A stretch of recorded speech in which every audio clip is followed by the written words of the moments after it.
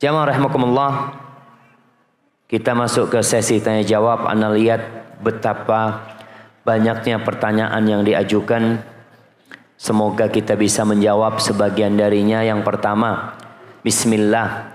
Ana berumur 27 tahun. Sudah menikah 5 tahun dan sudah memiliki 3 orang anak. Jarak umur anak kurang dari 2 tahun. Suami ana ingin memiliki banyak anak, minimal 7 orang katanya. Mohon nasihatnya untuk ana Ustaz, agar bersenang hati dengan keinginan suami ana tersebut.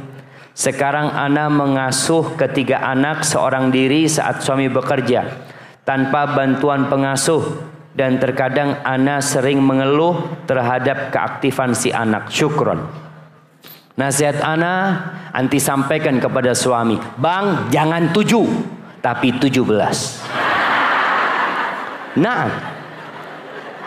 cuma sampaikan kepada suami, bang, namun banyak anak ini ada tanggung jawab mendidik mereka. Maka kita atur memiliki anak ini. Paling tidak sempurnakan masa susuan. Berapa tahun menyusu? 2 tahun. 2 tahun plus 9 bulan.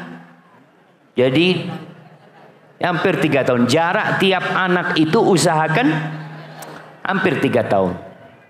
Karena itu akan memudahkan orang tuanya. Anak ketika menikah, anak bawa istri anak ke Madinah, nggak ada orang tua, nggak ada mertua, nggak ada pembantu. Gaji kita gajinya pembantu waktu itu. Kalau dikasihkan pembantu kita nggak makan apa-apa. Ana ngomong sama istri, waktu itu punya anak 4, tanpa pembantu, tanpa pengasuh, tanpa orang tua, tanpa siapa-siapa. Tapi kita punya Allah Azza wa Jalla. Maka nasihat ana buat ibu ini dan yang lainnya. Fatimah, putri Nabi Muhammad SAW, dia punya anak Hasan. Setelah Hasan lahir, dapat 4 bulan, punya anak Husain. Hamil Husain, bukan punya anak Husain. Setelah dia punya anak Hasan, kira-kira sekali datang bulan, bukan 4 bulan. Setelah nifas, sekali datang bulan, punya anak Husain. Jaraknya sangat berdekatan sekali. Suaminya Ali bin Abi Thalib miskin, bukan orang kaya. Sehingga nggak bisa, kalau sekarang bisa beli makanan. Capek istrinya beli makanan, nggak bisa Ali melakukan itu. Beli tepung nggak bisa. Yang bisa dibeli adalah gandum. Fatimah itu punya anak kecil, baru lahir, dalam kondisi hamil. Dia harus menggiling tepung dengan tangannya sendiri sampai kasar tangannya. Fatimah binti Muhammadin radhiyallahu taala anha wa sallallahu ala nabiyina wasallam. Itu Ali nggak tega, tapi dia nggak mampu. Akhirnya dia mengatakan kepada Fatimah, kalau engkau ngomong sama bapakmu, kalau ada pembantu mungkin bisa diperbantukan. Dengar ada pembantu. Maka Fatimah niat minta bantuan dari ayahnya. Dia sampai ke rumah Nabi Muhammad SAW, rumahnya Aisyah. Ketika itu Rasulullah SAW nggak ada di rumah. Malam hari Nabi pulang alaihi salatu wassalam, disampaikan sama Nabi, disampaikan oleh Aisyah kepada Nabi alaihi salatu wassalam, kalau putrimu tadi datang kemari, cerita keperluan dia. Maka Nabi alaihi salatu wassalam berangkat ke rumahnya Fatimah bersama Ali. Izin masuk, Fatimah dan Ali sedang tiduran, mau berdiri disuruh duduk. Wah, bukan disuruh duduk, suruh tetap rebahan. Nabi duduk di tengah antara Fatimah sama Ali. Kata Ali bin Abi Thalib, sampai aku dapati sejuknya telapak kaki Rasulullah SAW di dadaku. Lalu Nabi mengatakan, kalian mau nggak aku kasih amalan yang lebih baik daripada pembantu?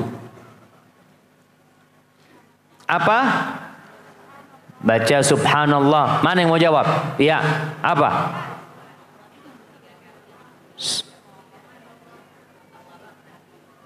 34 kali Allahu Akbarnya. Nah, kasih hadiahnya yang sebelah sana. Subhanallah 33 kali.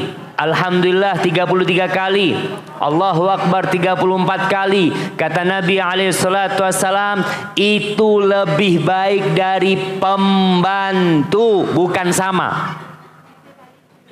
Lebih baik.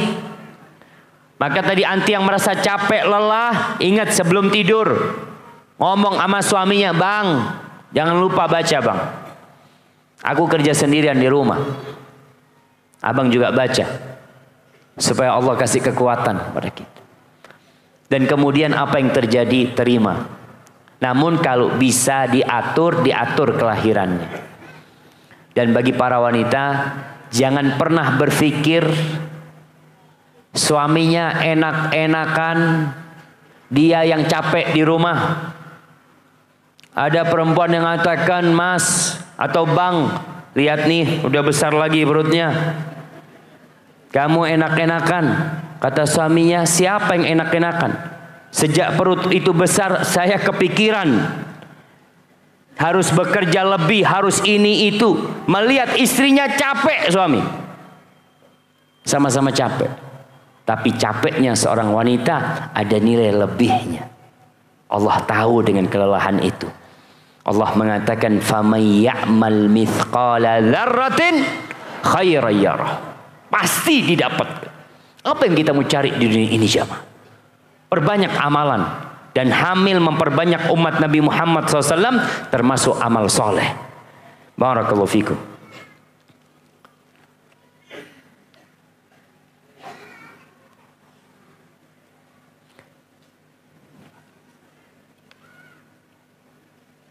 Ustadz, ana punya adik seorang akhwat, umur 18 tahun. Adik ana sangat menyukai opa-opa Korea. Apa opa-opa Korea?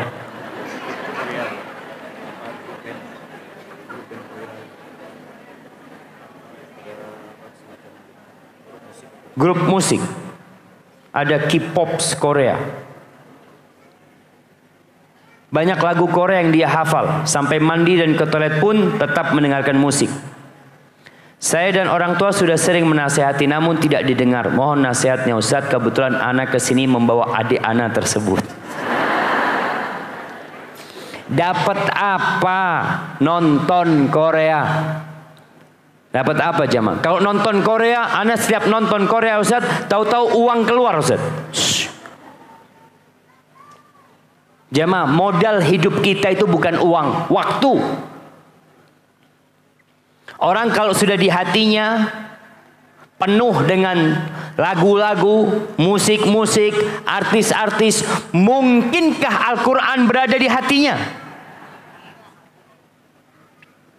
Maka ini fitnah. Antum tahu artis-artis Korea? Orang berpikir artis-artis Korea itu orang-orang yang bahagia hidupnya, senang hidupnya. Antum baca, lihat tuh berapa banyak artis-artis Korea yang bunuh diri karena depresi. Lagu tidak membuat orang bahagia. Lagu membuat orang lalai, mungkin jingkrak-jingkrak dia. Setelah lagu itu hilang, akan kembali semua permasalahan kepada dirinya. Yang membuat orang itu bisa tenang, damai. Kata Allah, ala bizikrillah tatmainnul qulub. Dengan zikrullah hati itu akan tenang. Kemudian kita tahu kita diperintahkan menundukkan pandangan. Laki-laki menundukkan pandangan, wanita menundukkan pandangan. Dan artis-artis Korea mungkin orang memikir, waduh, manusia yang sempurna. Ketika nikah, melihat kepada suaminya, na'udzubillah, anak kok bisa dapat suami kayak gini? Hidup tidak bahagia. sepanjang hidup akan terus terbayang dengan pemandangan-pemandangan yang haram tersebut. Maka buat siapa saja, karena Korea ini bukan hanya gadis-gadis yang nonton, emak-emak juga nonton, maka tolong dihindari. Dengan cara apa? Isi waktu kita dengan hal-hal yang positif. Kalau tidak diisi dengan yang positif, mau tidak mau, yang negatif akan memenuhi kehidupan kita. Dan antum kalau melihat artis-artis yang cantik-cantik itu jemaah, banyak di antara mereka, ini cerita teman dan anak baca sendiri tentang di Korea, mereka punya produksi menciptakan artis dengan operasi plastik. Bagaimana artis-artis supaya tetap menjaga tubuhnya? Sebagian di antara mereka harus minum obat ini, minum obat itu. Semua kepalsuan yang ditunjukkan jemaah. Palsu. Kemudian kita berpikir kehidupan seperti itu semua kepalsuan. Maka hendaklah kita sadar. Ana dan anti semua diciptakan untuk mengabdi kepada Allah Azza wa Jalla. Di sini bukan tempat bersenang-senang. Apakah kalau sudah talak, apakah kalau udah minta cerai dari perempuan bisa rujuk kembali tanpa nikah lagi? Apakah kalau udah minta cerai dari perempuan? Masa laki minta cerai? Baik, mungkin suami sudah menceraikan istrinya. Kalau suami sudah mengatakan, ingat cerai ini ada dua bahasanya. Ada yang sorry, ucapan cerai yang pasti maksudnya cerai. Suami mengatakan, aku menceraikan kamu, aku mentalak kamu, itu cerai. Tapi kalau suami mengatakan, kamu pulang ke rumah orang tuamu. Kalau yang pertama nggak perlu niat. Kalau itu dikatakan jatuh cerai. Kalau yang kedua atau yang semisalnya, maka perlu niat. Kalau niat suami menceraikan, jatuh cerai. Tapi kalau niat suami ingin istirahat, nggak ingin ngelihat wajahnya istri, maka tidak jatuh cerai. Kalau sudah jatuh cerai, mungkinkah rujuk selama dalam masa iddah? Selama dalam masa iddah. Maka suami tinggal merujuk istrinya tanpa nikah lagi. Dia tinggal mengatakan kepada istrinya, aku sudah merujukmu. Istri nggak bisa nolak, nggak bisa nolak. Nggak bang, aku nggak mau, nggak bisa. Selama dalam masa iddah dia posisinya masih istri, masih wajib nafkah. Makanya kalau malam hari digauli istrinya, maka jatuh rujuk itu sendiri. Tapi kalau perempuan yang gugat cerai terjadi khulu, maka selesai. Suami nggak bisa rujuk kecuali dengan nikah kembali. Adapun kalau sudah keluar masa iddahnya, diperlukan nikah baru. Seperti orang lain. Melamar kembali, ada mahar, ada wali, dan ada dua saksi. Barakallahu fikum. Afwan Ustaz. Pertanyaannya, sekolah atau rumah? Masya Allah. Ustaz, bagaimana sistem pendidikan pada zaman Nabi atau zaman terbaik di masa lalu? Masalahnya sekarang banyak lembaga-lembaga yang mendirikan sekolah Islam, tetapi sepertinya proses belajar dan hasilnya kurang sesuai syariat. Jadi bagaimana sekolah yang ideal sesuai sunnah? Atau lebih baik di rumah sang ibu atau ayah yang mendidik anak-anaknya? Syukran katsir. Jamaah rahimakumullah. Kalau bicara sistem pendidikan itu berkembang di dunia Islam. Di Masjid Nabawi itu adalah Islamic Center. Semua kegiatan ngajar mengajar, rapat, Orang-orang penting negara menjamu tamu-tamu negara, tawanan perang pun, yang sakit dari sahabat, semuanya dilakukan di dalam masjid. Sampai sahabat-sahabat yang nggak punya rumah, tidurnya di mana? Di masjid. Setelah terjadi penyebaran Islam, mulailah ada banyak harta yang diterima umat Islam, sehingga semakin berkembang. Kalau dulu pengadilan ya di masjid, mulai dibikin ada tempat khusus untuk pengadilan, mulai dibikin tempat khusus untuk sekolah. Di masjid tetap ada sekolahan, halakoh-halakoh tetap ada. Perkembangan seperti itu jamaah. Al-Imam Syafi'i, bagaimana belajarnya Imam Syafi'i? Ibunya tidak memiliki kecukupan ilmu untuk mengajar Imam Syafi'i.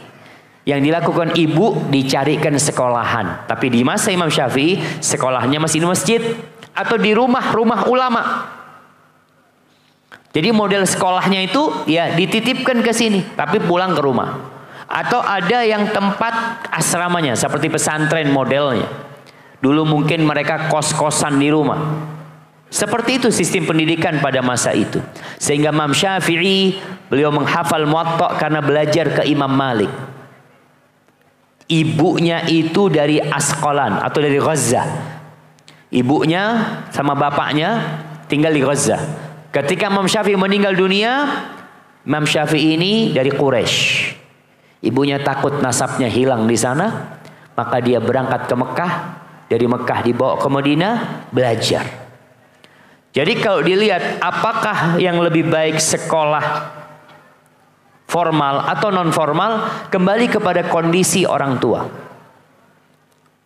Di Bandung ada seorang mahasiswa termuda 2 tahun yang lalu, mahasiswa ITB termuda, umurnya 14 tahun. Dia nggak sekolah di sekolah formal. Dia mendapatkan pendidikan homeschooling dari orang tuanya. Cuma kadangkala ada kekurangan, ada kelebihannya. Anak-anak kalau cuma di rumah, kuper, kurang pergaulan. Usahakan pendidikan di rumah digabung plus masjid.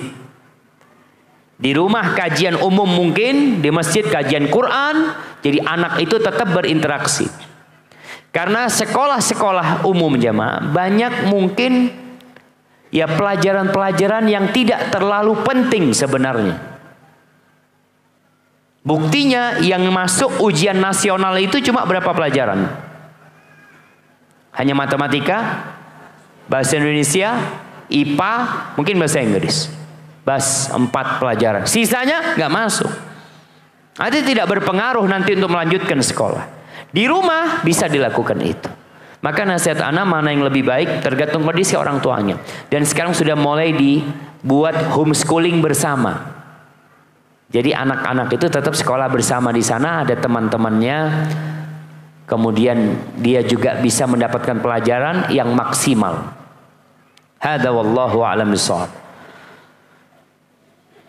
Bagaimana pendapat Ustadz terhadap imunisasi? Apakah anak-anak Ustadz diimunisasi? Iya, diimunisasi. Anak-anak 4 lahir di Medina. Kalau nggak diimunisasi, kita nggak dapat akte kelahiran. Jadi bicara imunisasi jamaah, apabila bahannya itu halal, selesai, halal. Imunisasi ini seperti pengobatan. Apabila halal, maka jadi halal. Mungkin ada yang mengatakan nggak perlu imunisasi, nggak wajib imunisasi. Imunisasi itu memberikan imun kepada tubuh supaya anak itu tidak mudah terkena penyakit. Karena kita lihat sekarang banyaknya makanan-makanan yang kurang sehat yang dikonsumsi oleh anak-anak. Kalau antum mungkin berpikir, ibu-ibu berpikir, dulu Ustaz nggak ada imunisasi, sehat makannya, sehat. Anak-anak olahraga. Sekarang ibu-ibu yang sehat apanya? Jadi telunjuk sama jempol. Semuanya Mau ngambil air tinggal krik, keluar airnya. Dulu pakai timba aja mah. Anak-anak itu sehat. Sebulan yang lalu kita ke kampung sama anak-anak. Anak dapat sumur yang masih dapat. Anak ngomong sama anak, sini, ayo semuanya ambil air. Supaya mereka merasakan gimana, apalagi dalamnya 20 meter. Dia ngambil air. Seperti ini orang-orang dulu sehat. Sekarang makannya penyedap semuanya. Sekarang kenapa orang minum minuman, apa istilahnya yang dikasih sayur-sayur minuman? Infus water. Dulu nenek-nenek kita pernah infus water, ya, karena semua bumbunya itu udah sehat.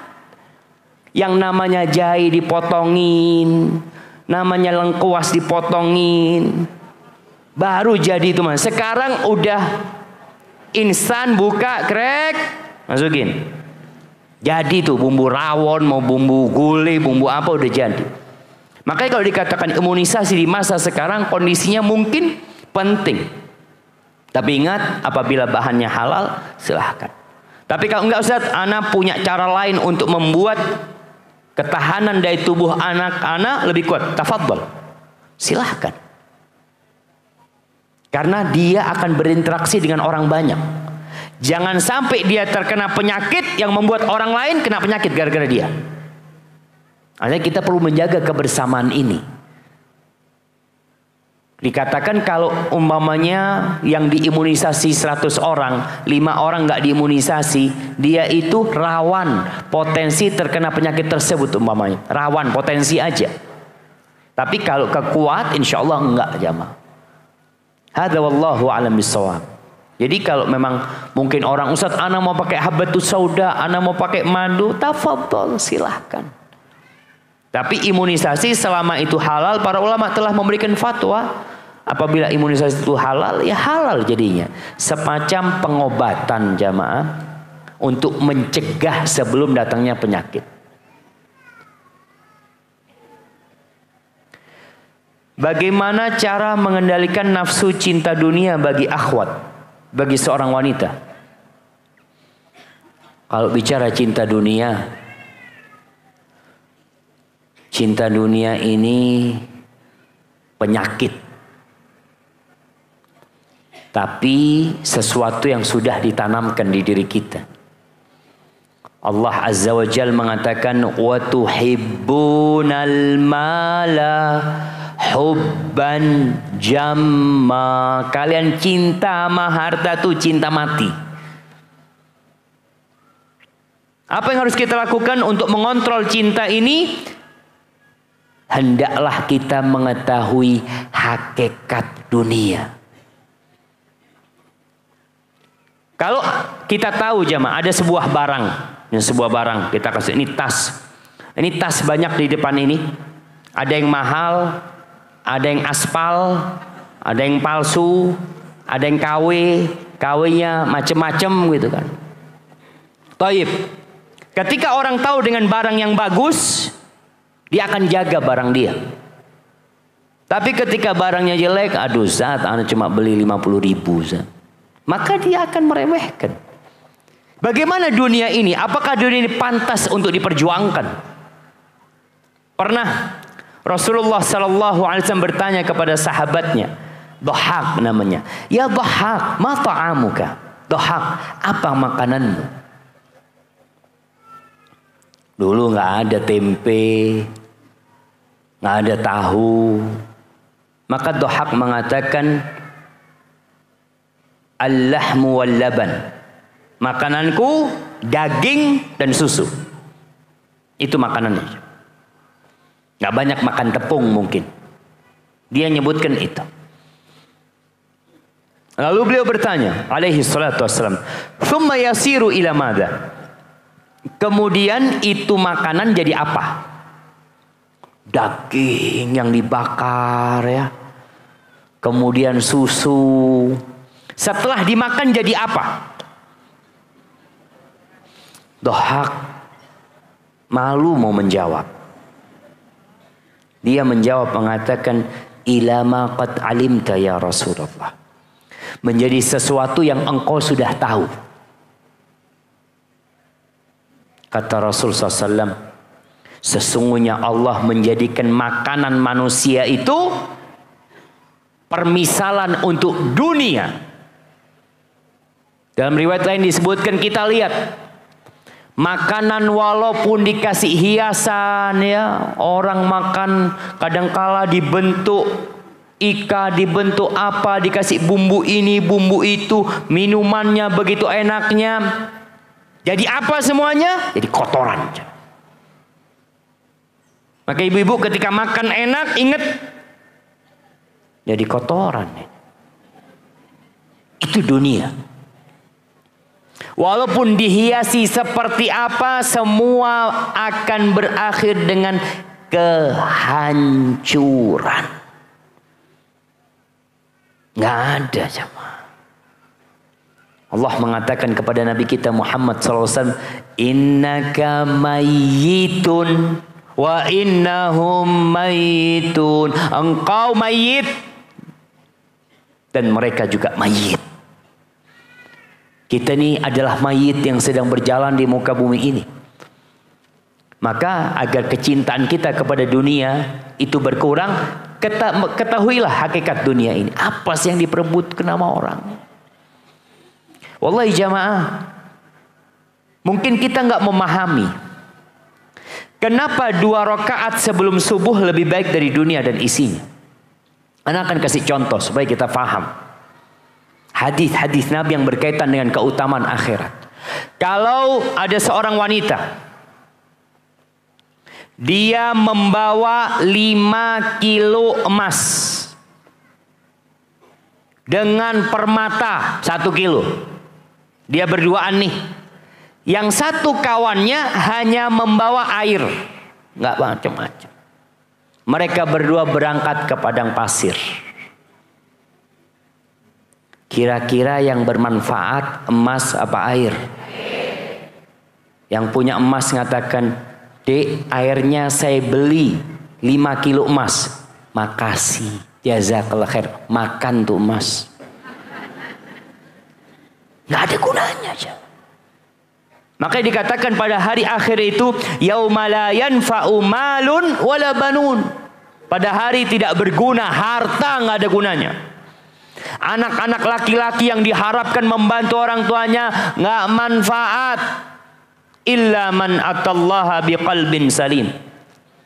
Kecuali yang datang menjumpai Allah dengan hati yang selamat dari penyakit-penyakit. Selamat dari kesyirikan, selamat dari ketergantungan kepada selain Allah, selamat dari doa kepada selain Allah, selamat dari semua penyakit hati, hasad, iri, dengki. Kemudian ziarah kubur. Ibu-ibu tidak dianjurkan sering-sering ziarah kubur. Sebagian ulama bahkan ada yang mengharamkan wanita ziarah kubur. Nah, tapi pendapat yang lebih kuat, ziarah kubur boleh buat wanita untuk mengingat mati. Lihat rumah yang ditempatin peninggalan bapak.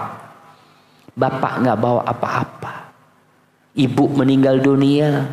Ini ziarah kubur, bukan mengantarkan jenazah ke kuburan, bukan. Ibu-ibu dilarang untuk mengikuti jenazah ke kuburan, tapi selesai orang-orang menguburkan, mau ziarah kubur silahkan. Apakah hukum orang tua yang memaksakan kehendaknya kepada anak padahal bertentangan dengan syariat Islam? Para orang tua, ingat, anak-anak itu wajib berbakti sama orang tuanya, kecuali dalam satu kondisi. Nabi SAW mengatakan, la ta'ata li makhluqin fi ma'siyatil khaliq. Tidak boleh taat kepada makhluk kalau urusannya berbuat maksiat kepada Allah Azza wa Jalla. Anak nggak boleh taat sama orang tuanya kalau orang tuanya nyuruh berbuat maksiat. Orang tua mengatakan durhaka anaknya, nah, silahkan, yang penting jangan durhaka sama Allah Azza wa Jalla. Ini kedurhakaan yang diridhai Allah Azza wa Jalla. Makanya Allah katakan wa in jahadaka ala an tusyrika bi ma laysa laka bihi ilm fala tuti'huma. Kalau kedua orang tuamu memaksamu untuk melakukan kesyirikan yang kau nggak punya ilmu atas apa yang diperintahkan orang tua, fala tuti'huma, jangan taati keduanya, nggak boleh taat. Bukan disuruh taat, nggak boleh taat. Kalau urusannya maksiat. Tapi kalau urusannya ketaatan, anak harus taat sama orang tuanya. Kata Rasul sallallahu alaihi wasallam, "Ati' walidaik wa in amaraka an takhruja min dunya." Taati kedua orang tuamu walaupun keduanya memerintahkanmu untuk keluar dari duniamu. Harus taat. Anaknya merantau di Jakarta, ibunya telepon. Anaknya sukses di Jakarta, jadi manajer di sana, ibunya telepon. Nak, pulang ya nak. Ibu kok kangen sama engkau nak. Ibu, afwan, anak sedang kerja ini itu. Tinggalkan semua. Makan apa di Bukit Tinggi? Yang ngasih rizki kepadamu di Jakarta, dia yang ngasih rizki kepadamu di Bukit Tinggi. Tapi kalau urusannya maksiat sama Allah, nggak boleh taat. Barakallahu fikum. Ana izin mau minum, jemaah.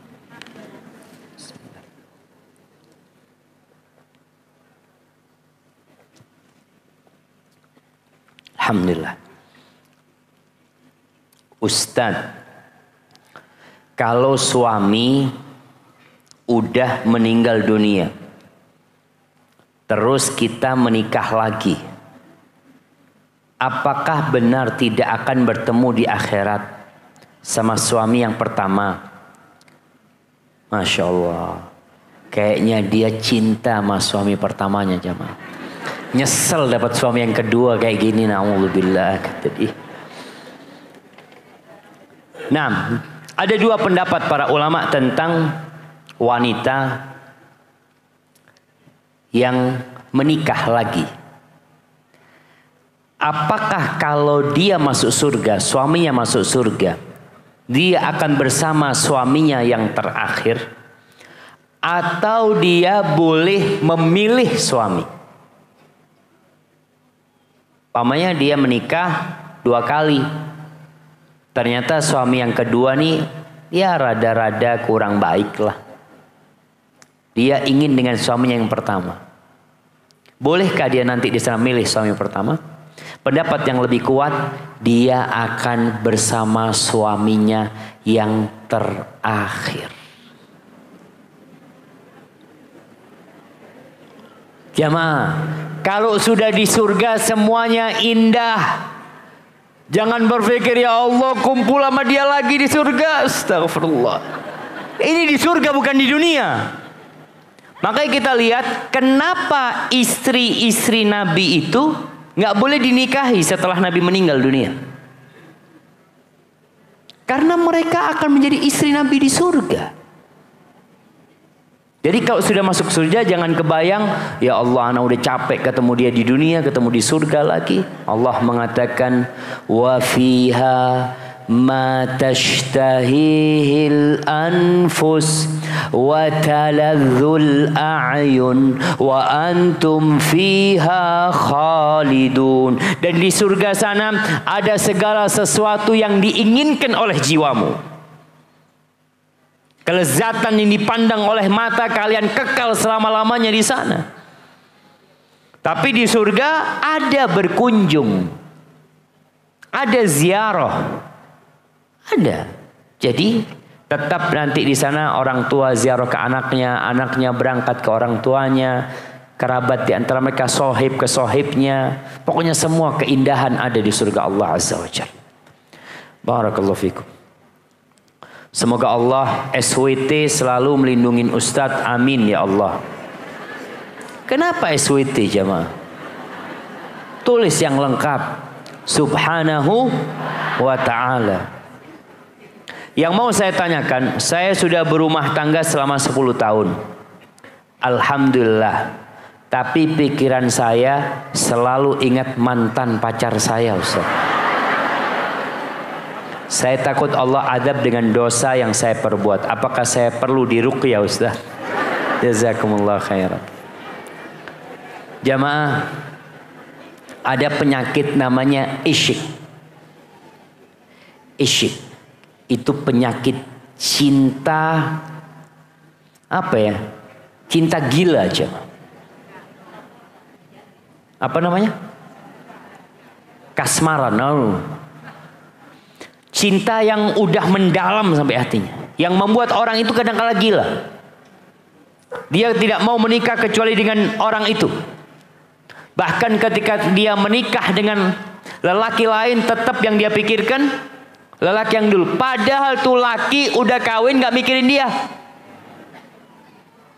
Emangnya dia pikir laki-laki itu masih memikirkan dia? Sudah selesai. Dan ini terjadi.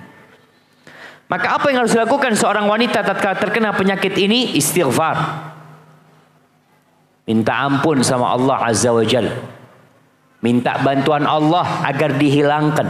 Karena kita tahu anak pandangan mata itu anak panah iblis yang beracun. Ini racunnya udah sampai ke dalam jantung sudah. Lihatlah suamimu. Berbaktilah sama dia. Jangan sampai seperti Majnun Laila. Tahu kisahnya Majnun Laila? Majnun ini Qais namanya. Nggak disetujui dia nikah sama Laila. Akhirnya dia berangkat. Laila nikah sama orang lain. Diikutin terus sama Majnun ini. Sampai rumah tempat tinggalnya Laila, kampungnya Laila yang sudah ditinggal, dia ciumin tembok-temboknya aja. Kata orang gila, ini orang gila nih. Ini orang gila. Kata Majnun, kau bilang aku gila? Dia mengatakan, uqabbilu dzal jidar wa dzal jidar wa ma hubbul jidari syaghafna qalbi. Aku cium tembok yang ini, aku cium tembok yang itu, bukan karena aku cinta dengan tembok ini. Walakin hubbu man sakanat diyar. Tapi cinta dengan yang pernah tinggal di tembok-tembok ini. Itu namanya gila. Tapi dia nggak mau disebut gila, jemaah. Maka buat perempuan yang seperti ini, hilangkan semua bekas-bekas mantan dia. Nomor handphonenya, hilangkan semua. Karena ada perempuan yang masih menyimpan nomor handphone tuh laki-laki. Kadang-kala dia buka statusnya, mantannya, dilihat. Nggak komentar walau apa, cuma dilihat. Dia ikut di follower suaminya, mantan pacarnya, hilangkan semua hal itu. Karena inilah yang membuat penyakit itu nggak sembuh. Orang itu kadangkala kalau kena virus, semua barang-barang dia yang berbahaya itu dibuang agar selamat. Dan engkau untuk menyelamatkan virus tersebut, buang semuanya. Jangan cari-cari mantan Facebooknya, IG-nya nggak ada, nomor handphonenya nggak ada. Engkau hidup sekarang bersama suamimu, berbakti sama dia, dan minta supaya diganti cinta itu kepada suaminya. Bisa jemaah. Allah mengatakan, wa min ayatihi an khalaqalakum min anfusikum azwaja litaskunu ilaiha wa ja'ala bainakum mawaddatan wa rahmah. Di antara tanda-tanda kebesaran Allah, Allah menjadikan pasangan hidup kalian, menciptakan pasangan hidup kalian dari diri kalian sendiri. Agar kalian condong, tentram, damai kepada pasanganmu. Wa ja'ala bainakum mawaddatan wa rahmah. Dan Allah menjadikan di antara kalian cinta dan kasih sayang. Jadi dalam Islam itu bagaimana menumbuhkan cinta dan kasih sayang sebelum menikah, sesudah menikah. Tapi cinta yang tumbuh sebelum menikah berbahaya. Berapa banyak orang-orang yang berpacaran selama 4 tahun, ada yang pacaran 6 tahun, ada yang pacaran 7 tahun, menikah 6 hari cerai, 2 bulan cerai. Bayangkan cintanya 6 tahun, setelah menikah hanya sisa 6 hari. Makanya sampai ada sebuah istilah di barat itu, Malam pernikahan itu malam penguburan cinta. Malam penguburan cinta. Makanya kenapa banyak orang-orang nggak nikah, kumpul kebo. Dia punya pacar. Soalnya kalau menikah nanti hilang cintanya, kata mereka. Na'udzubillah min dzalik. Maka kita rubah. Malam pernikahan adalah malam penyemian cinta. Ketika itu cinta disiramin, kasih sayang ditumbuhkan. Barakallahu fikum. Assalamualaikum Ustaz. Ini Masya Allah. Anak minum dulu kalau baca ini jamaah.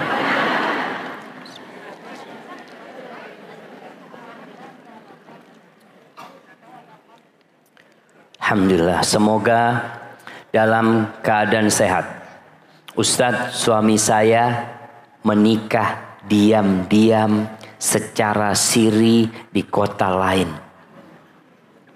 Saya dan suami di kota A, perempuan itu di kota B. Pernikahan kami sudah 20 tahun. Kejadian ini sudah 1 tahun yang lalu saat suami bilang pergi perjalanan dinas. Setelah pernikahan itu terjadi, suami berubah sikap kepada saya. Seperti secara sengaja teleponan di depan saya ketika di kamar tidur tengah malam hingga subuh. Saya tetap melayani suami seperti biasa. Tetapi suami sempat mengatakan akan menceraikan saya. Karena istrinya ingin menikah resmi. Tetapi saya tetap bertahan. Hingga akhirnya suami menyuruh pergi dulu dari rumah. Dan membawa anak-anak. Sekarang saya sudah di kota C, kampung halaman. Sebelum saya berangkat ke kota C, suami mengatakan jika saya akan berangkat maka akan mentalak saya. Jika saya akan berangkat maka akan mentalak saya. Yang ingin saya tanyakan, apakah suami termasuk zalim? Sebelum berangkat kami masih berhubungan. Saat sudah di bandara suami tidak mengatakan apa-apa. Sampai saat ini sudah 5 bulan tidak bertemu. Bagaimana status saya saat ini? Apakah sudah jatuh talak sedangkan saat berangkat saya sedang haid? Terima kasih. Jamaah rahimakumullah. Kita tahu poligami diperbolehkan.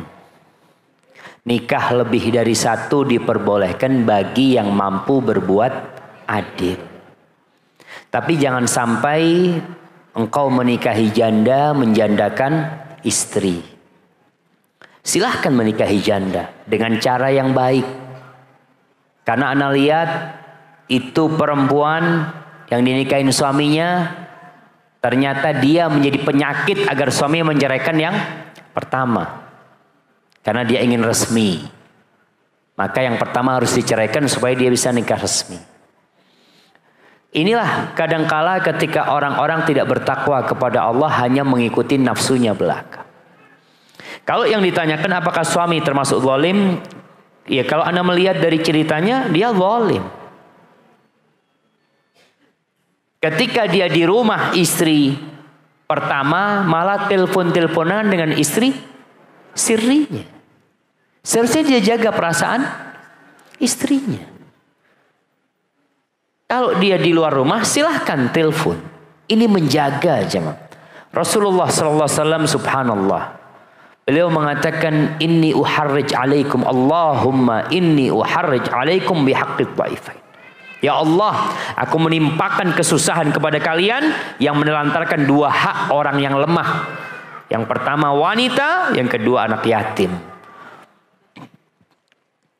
Kalau dikatakan sebelum berangkat kami masih berjima dan saat sudah di bandara sudah tidak mengatakan apa-apa. Maka dilihat tadi. Apakah suami memang dia mengatakan jika saya akan berangkat maka akan mentalak saya. Ini masih akan mentalak. Belum mentalak. Masih keinginan. Nanti. Tapi ternyata dia nggak jadi mentalak. Artinya kata istri dia tidak mengatakan apa-apa. Sehingga menurut ana belum terjadi talak. Yang ketiga, sampai saat ini sudah 5 bulan tidak bertemu. Masih istri selama belum diceraikan oleh suami. Dan suami wajib memberikan nafkah kepada istrinya. Jamaah rahimakumullah, nih buat ibu-ibu juga yang mungkin punya anak seperti ini, anak laki-laki seperti ini. Tolong jangan menggantung wanita. Kalau memang sudah tidak menginginkannya, jangan digantung.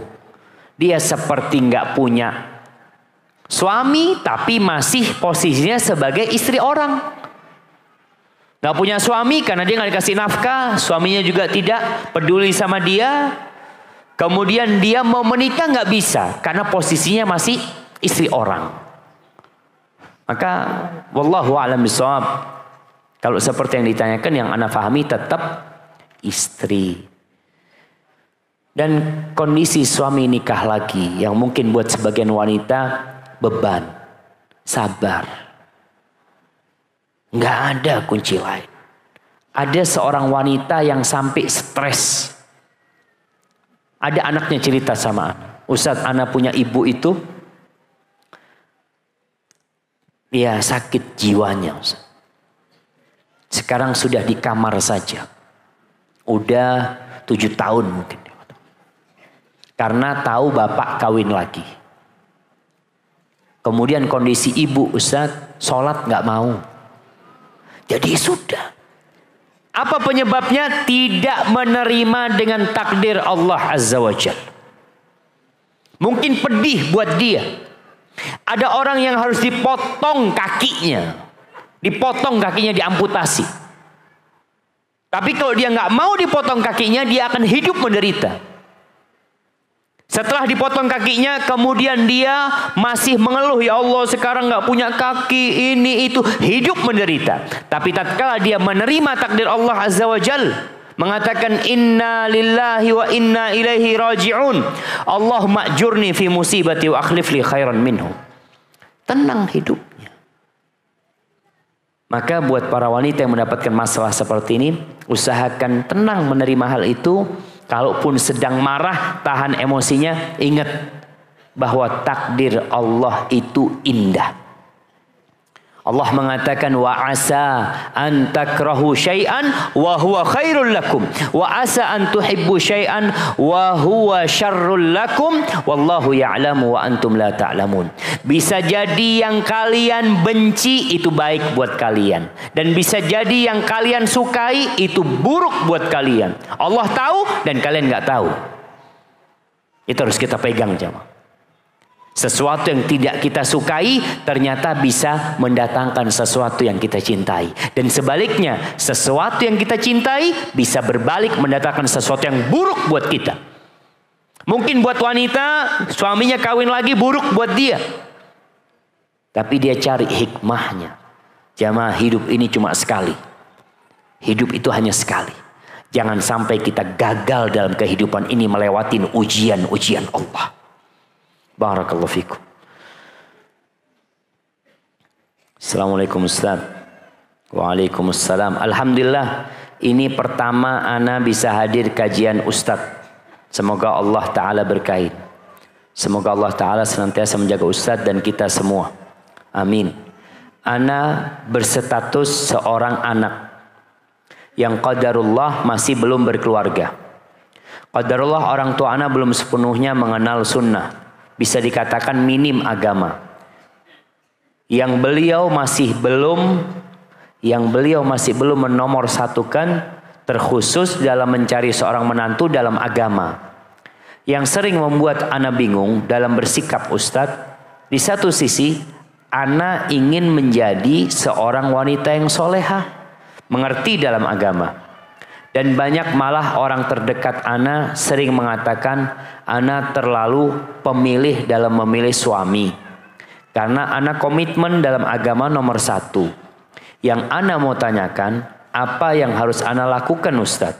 Agar ana tetap taat kepada Allah dan juga berbakti pada orang tua.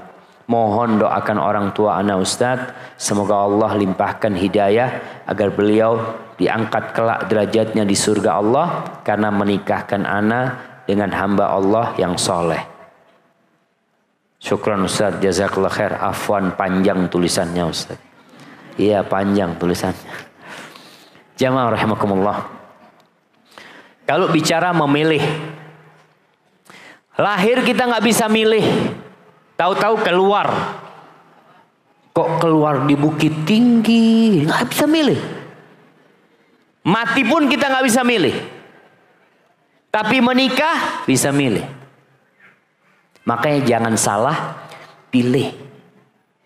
Rasulullah sallallahu alaihi wasallam mengatakan, "Idza ja'akum man tardawna dinahu wa khuluquhu fa'ankihu."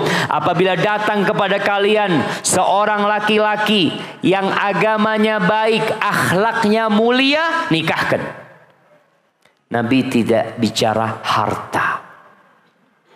Agamanya baik, akhlaknya mulia, nikahkan. Wa illa, kalau tidak, kadang-kala orang tua tadi memikirkan bukan melihat agama, melihat mobil yang dipakai. Datang mobilnya apa? Oh, Masya Allah, bagus. Langsung tanya, kapan rencana nikahnya? Karena mobilnya bagus. Tapi kalau datang naik ojek, tanya sama orang tua, kamu kerja apa? Dari awal sudah mau nolak, sudah. Kau kerja ini itu. Ya sudah, nanti kita pikirkan bersama ya, insya Allah. Nanti kita kasih kabar insya Allah. Barakallahu fiik. Dia tidak melihat agama, yang dilihat dunia. Nabi mengatakan alaihissalatu wassalam, kalau orang yang beragama baik, berakhlak mulia ditolak, akan terjadi fitnah, kekacauan, dan kerusakan di muka bumi ini. Antum lihat anak-anak gelandangan di pinggir jalan. Anak-anak pang, laki perempuan kumpul. Kadang-kadang anak lihat mereka di lampu merah. Mana bapak ibunya? Karena mereka tidak melihat kepada agama dan akhlak. Kalau bicara harta, sehari bisa hilang. Kalau bicara pekerjaan, dia bisa di PHK.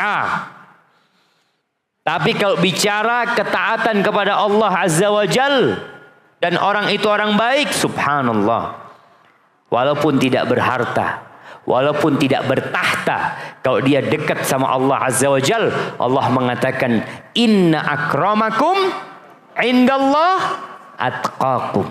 Yang paling mulia di sisi Allah, yang paling bertakwa. Maka ketika anti melihat, sekarang gimana caranya? Sampaikan kepada orang tua. Kalau nggak bisa pakai lisan, anti bikin tulisan. Kirim kepada orang tua. Yang pertama, ucapkan terima kasih kepada orang tua. Yang kedua, minta maaf karena belum bisa berbakti. Yang ketiga, memohon sama orang tua. Paling tidak anti punya standar tidak berlebihan. Kalau bicara agama, agama itu ada minimal. Minimal agama itu orang itu melaksanakan kewajiban, meninggalkan yang haram. Itu minimal. Dikatakan orang ini agamanya baik, minimal dia melaksanakan kewajiban, meninggalkan yang haram. Kalau bicara akhlak juga seperti itu. Bicara akhlak minimal. Akhlak ini, orang ini berbakti sama orang tuanya. Orang ini menyayangi yang kecil. Dan orang ini menghormati yang besar. Orang ini pemberani. Orang ini tidak bakhil. Ibu-ibu jangan sampai dapat suami pelit. Pelit ini termasuk sifat buruk yang kata Nabi SAW, ini bicara akhlak dan agama. La yajtami'u imanun wa syuhun fi jawfil abdi. Iman itu nggak mungkin bergabung dengan sifat kikir. Nggak mungkin. Di dalam hati. Kalau orang ini beriman, dia dermawan.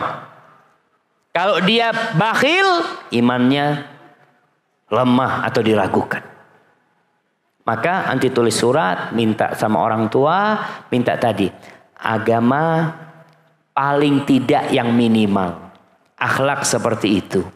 Mungkin mau maksimal, sulit. Anak kepingin Ustadz suami seorang yang hafal Al-Quranul Karim. Alhamdulillah. Anti berapa hafal Quran? Ya baru sampai wadduha. Dia mau yang hafal Quranul Karim. Mungkin dapat. Kalau Allah mau kasih. Maka perbanyak doa. Mohon sama Allah Azza wa Jalla. Assalamualaikum warahmatullahi wabarakatuh. Ustadz, bagaimana caranya ana sebagai istri untuk bisa mengajak suami untuk lebih semangat dalam beragama. Sedangkan dia sudah mulai tahu ilmu sedikit-sedikit. Tapi masih menunda-nunda, lebih mengutamakan dunia. Tapi keras untuk menuntut hanya pada anak-anak. Sedangkan dia sebagai imam di rumah masih lalai dalam beribadah. Ya jemaah, nih tadi kalau salah pilih suami. Salah pilih suami, istri capek. Dia didik anaknya dengan baik. Sholat tepat waktu benar. Ngelihat bapaknya dengar azan masih minum kopi sama makan pisang goreng. Anaknya udah siap pakai baju mau ke masjid. Kata bapaknya, berangkat duluan. Bapak nyusul nanti. Kadang-kala seperti itu. Makanya kenapa disuruh milih yang agamanya baik, akhlaknya mulia, supaya nggak capek dalam rumah tangga ini. Apa yang harus dilakukan suami, istri seperti ini? Istri sabar yang pertama.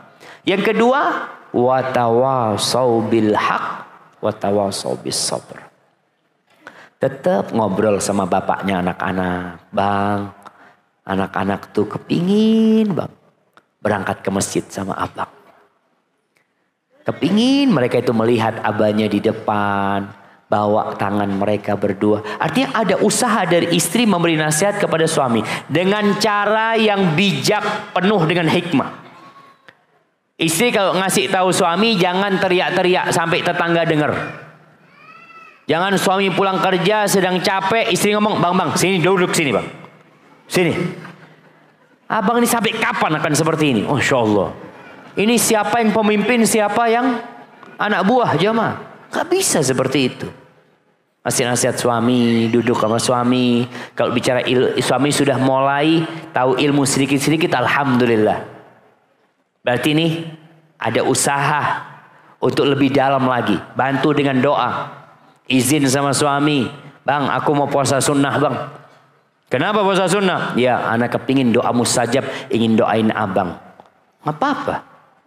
Supaya suaminya jadi benar. Artinya perbanyak ibadah dan seorang istri. Kalau tidak mendapatkan dukungan dari suami, jangan kemudian merana hidupnya. Ya udah, anak takdirnya dapat suami kayak gini, dan anak tidak ingin anak-anak seperti bapaknya. Mungkin ada kesalahan anak memilih suami seperti ini, tapi insya Allah masih bisa diperbaiki. Berusaha untuk memperbaiki. Barakallahu fikum. Assalamualaikum Ustaz. Waalaikumsalam warahmatullah.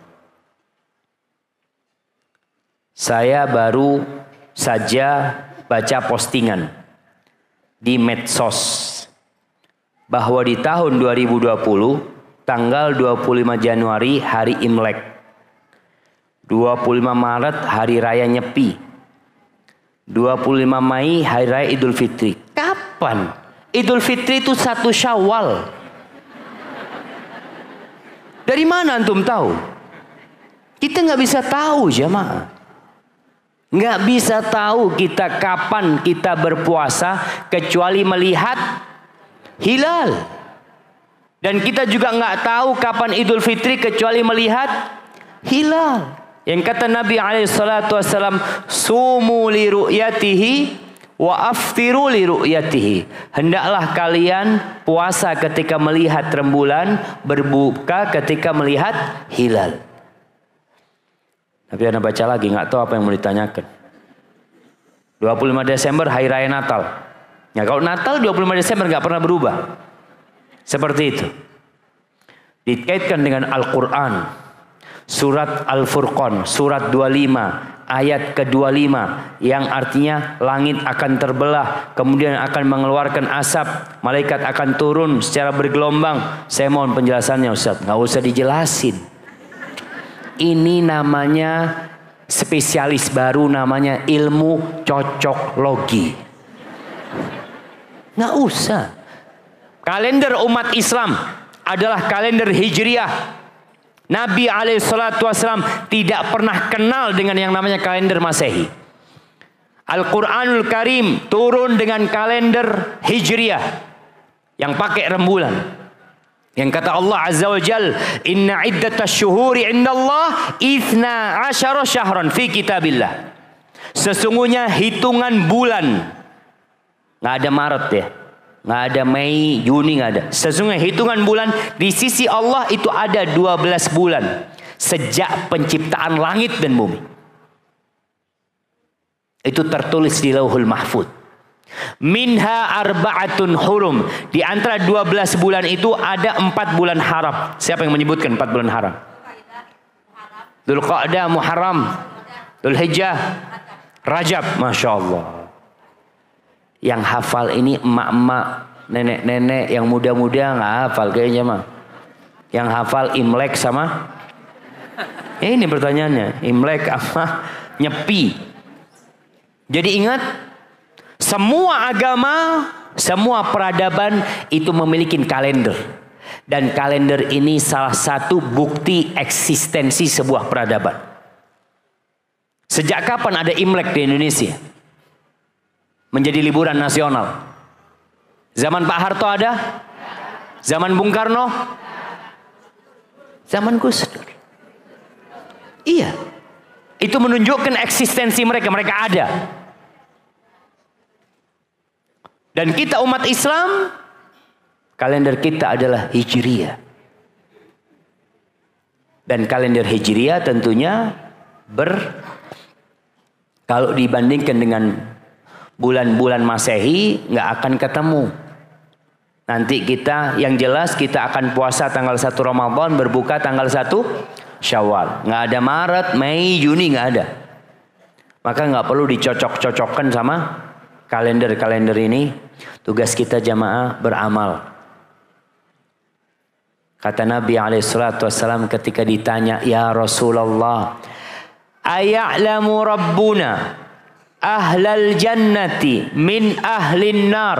Apakah Allah sudah tahu mana di antara kita yang masuk surga dan mana di antara kita yang masuk neraka? Kata Nabi SAW, na'am. Tahu, na'am. Terus untuk apa kita beramal? Kata Nabi SAW, i'malu, tugas kalian beramal. Fakullun muyassarun lima khuliqalahu. Semua akan dimudahkan sesuai dengan yang diciptakan untuknya. Barakallahu fikum. Maka jamaah tolong hindarin ilmu cocoklogi. Hindarin. Mencocok-cocokkan seperti ini. Dulu ketika 11 apa? 9/11 bulan 11 ya, kejadian bukan kejadian runtuhnya gedung yang di Amerika 11 September itu kemudian muncul pakar cocoklogi. Oh, ternyata hancurnya gedung itu sudah disebutkan di dalam Al-Quranul Karim. Kejadiannya seperti ini. La haula wa la quwata illa billah. Engkau baca tafsir Quran, fahamin, amalkan dalam kehidupan ini. Jadi ilmu cocoklogi ini kalau cocok. Tapi kalau nggak cocok, dipaksain akhirnya. Ada yang mengatakan nanti akan muncul tanduk setan. Sudah muncul tanduk setan itu. Di mana? Di Zamzam Tower di Mekah sana. Itu setengah rembulan itu tanduk setan, kata dia. Hadza wallahu a'lam. Bismillah Ustaz. Ana seorang janda yang ditinggal mati suami. Bagaimana cara ana untuk meraih surga Allah karena tempat ana berkhidmat telah tiada? Ya. Gimana jemaah? Kalau bicara berkhidmat, Maryam binti Imran itu diwakafkan, kalau bahasa diwakafkan ini mungkin dia itu sama orang tuanya diberikan kepada Masjidil Aqsa. Dia tidak punya suami, dia tetap bisa berkhidmat. Jadi kalau bicara berkhidmat, mungkin anti tidak berkhidmat kepada suami karena suami sudah meninggal dunia. Anti bisa mendoakan dia. Yang kedua, kalau suami punya anak-anak, besarkan anak-anaknya. Anak-anak yatim tuh. Ana wa kafilul yatim kahatain. Aku bersama orang yang merawat anak yatim seperti ini, kata Nabi SAW. Jaga tuh anak-anaknya. Ada perempuan-perempuan yang Masya Allah, dia tidak menikah lagi. Dia berpikir, aku akan fokus mendidik anak-anak. Maka insya Allah dia akan masuk surga dan dekat sama Rasul Sallallahu Alaihi Wasallam. Kalau niatnya benar. Tapi kalau nggak mampu, Ustaz, anak kayaknya nggak mampu, Ustaz. Boleh nggak ana berdoa supaya kawin lagi? Boleh. Dan di masa Nabi Muhammad SAW dan di masa para sahabat itu hampir nggak ada janda nganggur.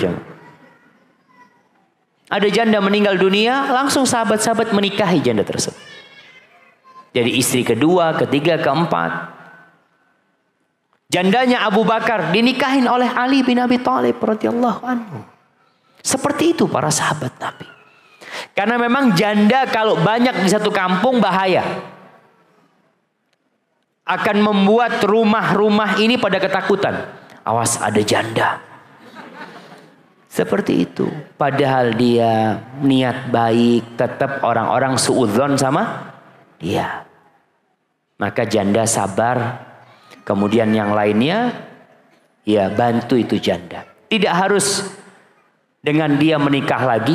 Bisa jadi dengan memberikan pekerjaan kepada itu janda. Atau memberikan santunan rutin setiap tahun. Atau membangunkan rumah untuk janda-janda. Agar mereka tetap bisa hidup dengan nyaman di muka bumi ini. Barakallahu fikum. Ustadz, tetangga yang ada di depan rumah ana melakukan praktek perdukunan. Hati ana tidak nyaman. Karena ana tidak sanggup mencegahnya dengan lisan ana. Karena iman ana sangat lemah. Ana hanya mengingkari dalam hati. Dan berdoa pada Allah agar diberi petunjuk. Apakah ana masih berdosa, Ustaz? Haibati fillah. Mengingkari kemungkaran itu memang ada tingkatan-tingkatannya. Yang pertama dengan tangan. Buat orang yang punya kekuasaan dan punya kemampuan. Kalau di kampung mungkin ada Pak RT, ada Pak RW, nanti kepada kepolisian. Atau kalau orang tua dia punya kekuasaan kepada anaknya, dia mampu merubah dengan tangannya. Kalau nggak mampu, maka berpindah dengan lisannya. Nggak mampu dengan lisannya, mengingkari dengan hatinya. Kondisi sekarang ini, apakah yang disebutkan oleh perempuan ini memang dia kemampuannya hanya di hati? Atau dia mampu dengan lisannya? Mungkin dia tidak bisa dengan lisannya sendiri, pakai lisannya orang lain. Salah satu ghibah, salah satu menyebutkan keburukan orang yang diperbolehkan adalah dalam rangka mengingkari kemungkaran tersebut. Kita laporan. Anda nggak bisa nasihat. Ada orang yang mungkin lebih didengar oleh masyarakat. Anda sampaikan, Pak, di depan rumah Anda ada tetangga yang seperti ini, seperti itu. Tolong di cross check lebih dahulu. Tolong dilihat dan dikasih nasihat. Mungkin mereka bisa memberikan nasihat. Pak RT mungkin bisa memberikan nasihat. Nggak bisa, siapalah tokoh di masyarakat yang bisa memberikan nasihat. Karena jamaah kadangkala ada kemungkaran terjadi setelah besar. Baru ketahuan orang. Seperti tempat-tempat mesum, tempat-tempat prostitusi. Itu ada orang tahu tapi didiamkan. Udah 2 tahun yang lalu anak tahu sih. Tapi setelah rame baru dibongkar. Padahal kita bisa menyelesaikannya ketika kecil. Dengan cara apa? Laporkan. Kita menjaga negeri ini nggak bisa hanya polisi. Berapa jumlah polisi sih? Di setiap kampung itu ada satu namanya Babinsa. Babin Kaptipmas. Hanya satu. Penduduknya berapa di sana? Jadi semua rakyat Indonesia harus saling membantu untuk menjaga negeri ini. Salah satunya dari praktek-praktek pendukungan, tempat-tempat prostitusi, tempat-tempat kemaksiatan, tempat-tempat kesyirikan. Bagaimana kita menjaga negeri ini supaya azab Allah nggak turun? Maka ini tugas kita. Tolong anti laporkan kalau ada kelihatan di tempat itu tempat perjudian. Sekarang alhamdulillah pihak kepolisian ini menerima SMS laporan. Nanti ditindaklanjuti apa tidak, ya sudah, tugas kita sudah selesai. Ana sudah menyampaikan. Barakallahu fikum. Masya Allah, bismillah.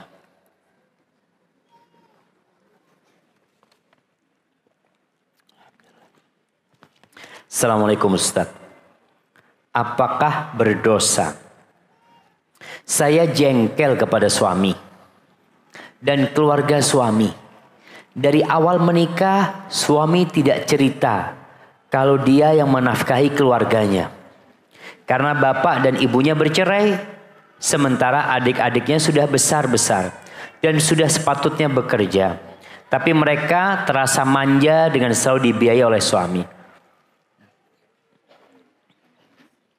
Sampai-sampai suami saya punya hutang di mana-mana. Karena kalau untuk keluarga kecil kita saja tidak akan banyak biaya. Saya suka sedih melihat suami saya kesusahan. Kesian suaminya. Apa yang harus dilakukan istri? Hibur suaminya. Bukan malah jengkel sama suaminya. Suami terbebani dengan keluarganya. Kalau anti dikatakan tadi ternyata suami membiayai keluarganya, tidak perlu anti bicara tentang masa lalu. Anti punya suami yang baik. Anti punya suami yang peduli sama keluarganya. Dan kita tahu silaturahim ini, menyambung rahim, berbuat baik kepada keluarga termasuk pintu rizki. Maka anti harus tumbuhkan keimanan bahwasanya sodakoh atau bantuan suami kepada keluarganya tidak akan mengurangi harta suami. Nabi SAW bersumpah. Beliau mengatakan dalam sumpahnya ada 3 hal yang beliau bersumpah untuknya. Salah satunya beliau bersumpah bahwa mana qasat sadaqatun min mal. Sodakoh itu tidak akan mengurangi harta. Tapi kadang-kadang kita nggak yakin. Bahkan kita berpikir, ya Allah, habis nanti uangnya suami. Innallaha huwar razzaq. Allah tuh yang kasih rizki. Rizki kita bukan di kebun kita. Rizki kita bukan di tempat kerja kita. Rizki kita kata Allah, wa fis samai rizqukum wa ma tu'adun. Di langit tuh rizki kalian. Allah yang bagi-bagi rizki. Kita melihat ada orang Masya Allah kerja sendiri, nggak punya apa-apa. Atau nggak punya siapa yang dia tanggung. Miskin. Ketika anak menikah, ini bicara rizki coba. Anak menikah, anak pulang dari Madinah, lulus, ngomong sama orang tua. Syafiq mau nikah. Iya. Punya apa? Nggak punya apa-apa. Punya handphone. Ya udah, dijual handphonenya. Jual handphone. Anak menikah, anak jual handphone. Buat belikan kalung buat istri. Orang tua bantu uang mahar, ya sudah itu aja yang dipunya iya. Ya sudah, bismillah, alhamdulillah diterima. Sampai ke Madinah punya utang. Hidup bertahun-tahun di Madinah sendirian, bujangan, nggak bisa punya mobil. Punya istri, punya anak, bisa punya mobil. Seharusnya kalau dipikir, nggak cukup tuh uang. Engkau hidup sendirian aja, pas-pasan. Gimana hidup sama istri? Istri bawa rizki sendiri. Anak bawa rizki sendiri. Orang tua punya rizki sendiri. Adik-adik punya rizki sendiri. Kalau lewat kita, kita hanya medianya lewat. Itu rizki mereka. Maka dukung suaminya ketika berbaik hati dengan adik-adiknya. Yang memang Allah Azza wa Jal memerintahkan kita. Apa kata Allah Azza wa Jal? Allah mengatakan ketika ditanya tentang sedekah ini buat siapa? Yas'alunaka madza yunfiqun. Mereka bertanya apa dan kepada siapa kita berinfak? Qul ma anfaqtum min khairin falil walidain. Apa saja harta yang kau infakkan yang paling berhak adalah orang tua. Terus siapa? Wal aqrabin. Kerabat-kerabat kita. Maka istri jangan jengkel. Dukung suami. Dukung suami untuk tetap rizkinya. Kalau bisa jangan berhutang, bang. Abang jangan berhutang. Karena hutang ini beban. Rasulullah SAW berlindung dari hutang. Kecuali darurat berhutang. Selain juga suami agar tetap mendidik adik-adiknya.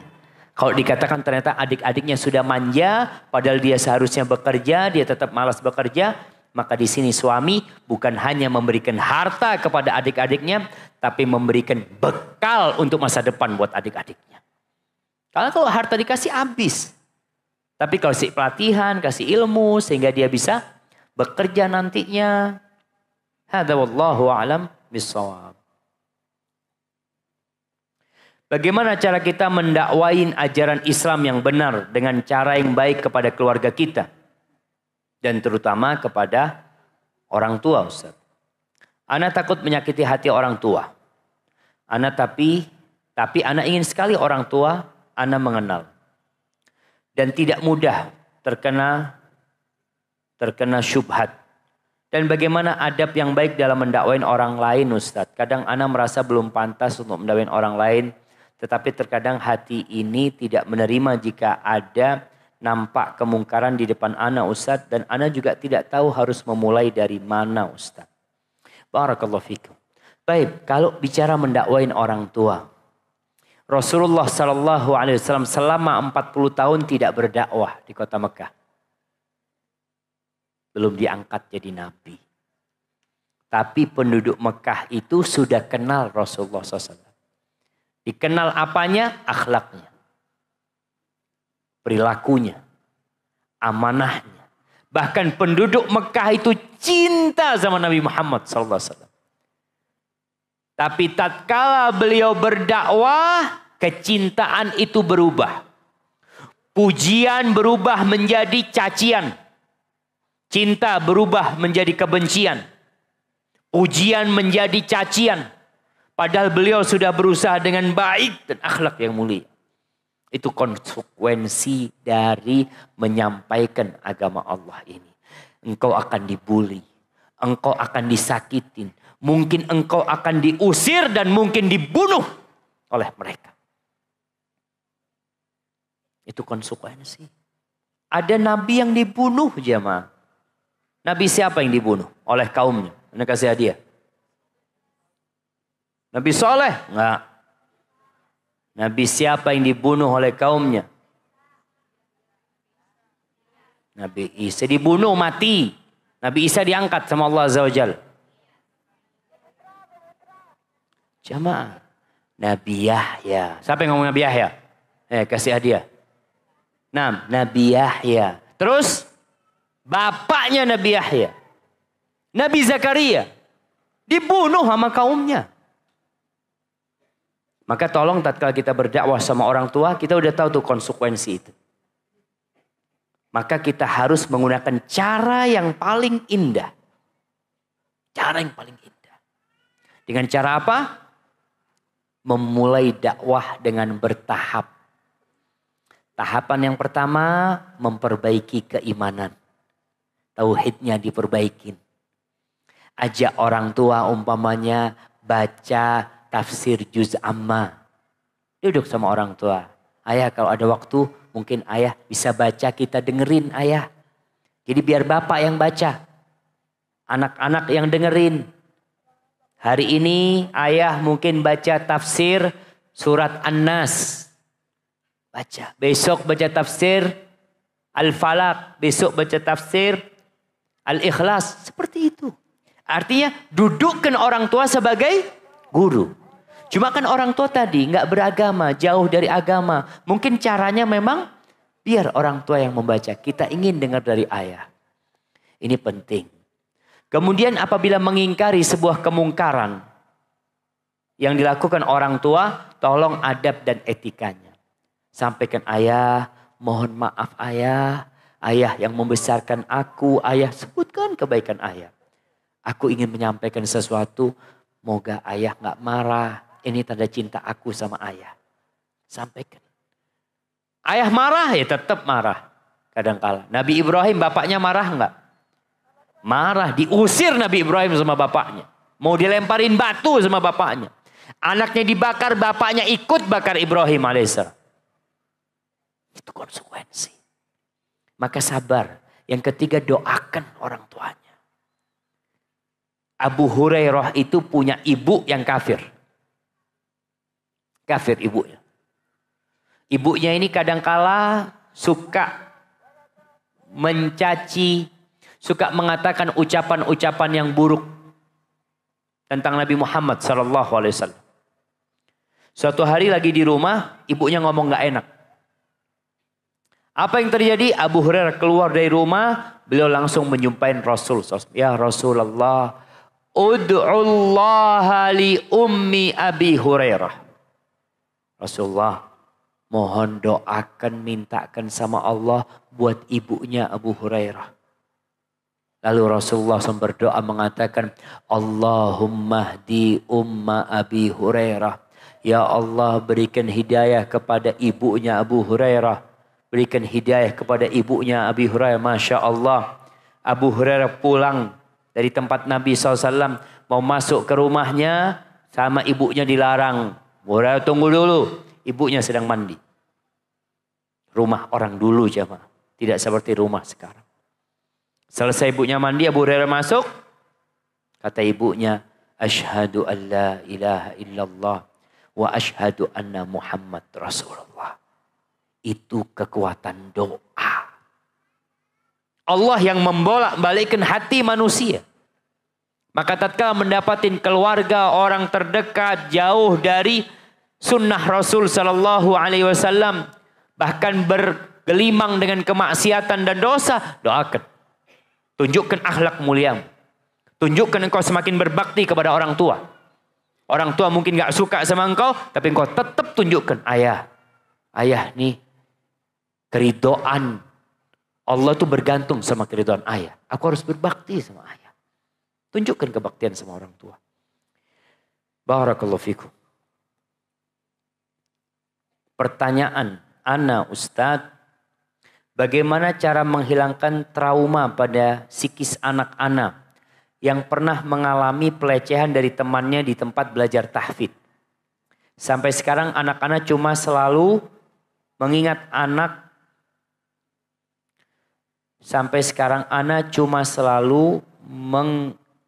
mengingatkan anak-anak untuk menjauh dari temannya tersebut dan harus berhati-hati untuk melakukan apa saja karena Allah melihat kita.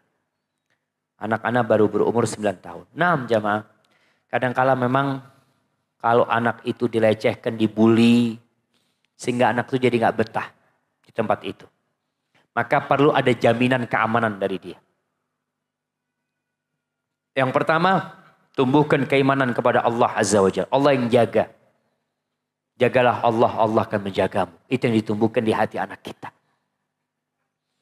Kemudian yang kedua, kalau memang anak kita masih bermasalah di tempat itu, pindah sekolah.